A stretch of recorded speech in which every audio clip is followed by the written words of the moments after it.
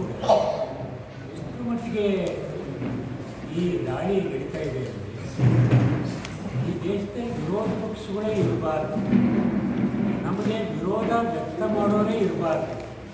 ಅವರು ಪತ್ರಕರ್ತರಾಗಲಿ, ಲೇಖಕರಾಗಲಿ, ಚಿಂತಕರಾಗಲಿ ಅಥವಾ ರಾಜಕಾರಣಿಗಳಾಗಲಿ, ವಿರೋಧ ಪಕ್ಷಗಳ ನಾಯಕರಾಗಲಿ, ಇವರೆಲ್ಲರನ್ನೂ ಕೂಡ ಬಗ್ಗು ಬಡಿಯುವ ಕೆಲಸ ನಿರಂತರವಾಗಿ ಒಕ್ಕೂಟ ಸರ್ಕಾರ ಮಾಡ್ತಾ ಬಂದಿದೆ. ಅದಕ್ಕೆ ಉದಾಹರಣೆಗಳು ಬೇಕಾದಷ್ಟಿದ್ದಾವೆ. ಅನೇಕ ರಾಜಕೀಯ ನಾಯಕರನ್ನು, ಮುಖ್ಯಮಂತ್ರಿಗಳಲ್ಲೂ ಕೂಡ ತಿಂಗಳಗಟ್ಟಲೆ ಜೈಲಲ್ಲಿ ಕೊಳಿಸಿ ಕಡೆಗೆ ಸುಪ್ರೀಂ ಕೋರ್ಟು ಅಂತಿಮವಾಗಿ ಇದರಲ್ಲಿ ಈ ಕೇಸಲ್ಲಿ ಏನೂ ಇಲ್ಲ, ಯಾಕೆ ಇಷ್ಟು ದಿನ ಇಟ್ಕೊಂಡಿದ್ರಿ ಅಂತೇಳಿ ಒಕ್ಕೂಟ ಸರ್ಕಾರಕ್ಕೆ ಛೀಮಾರಿಯಾಗಿ ಬಿಡುಗಡೆ ಮಾಡಿದ್ರು. ಈ ಅಂಥದ್ರಲ್ಲಿ ಈಗಲೂ ಕೂಡ ಕೆಲವರು ಜೈಲಲ್ಲಿದ್ದಾರೆ. ಹಾಗಾಗಿ ಯಾರ್ಯಾರು ವಿರೋಧ ವ್ಯಕ್ತ ಮಾಡ್ತಾರೆ ಅವರೆಲ್ಲರನ್ನೂ ಕೂಡ ಮುಗಿಸುವ ವ್ಯವಸ್ಥಿತ ಷಡ್ಯಂತ್ರ ಈ ದೇಶದಲ್ಲಿ 10 ವರ್ಷದಿಂದ ನಡೀತಾ ಬಂದಿದೆ.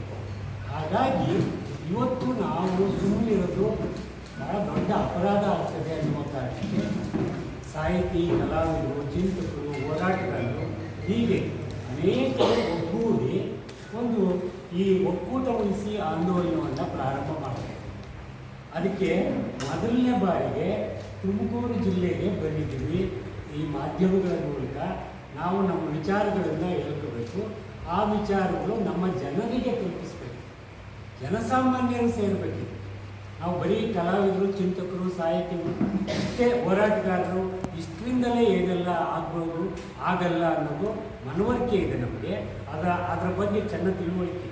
ಹಾಗಾಗಿ ಇದು ಜನಾಂದೋಲನವಾಗಿ ರೂಪುಗೊಳ್ಳಬೇಕು.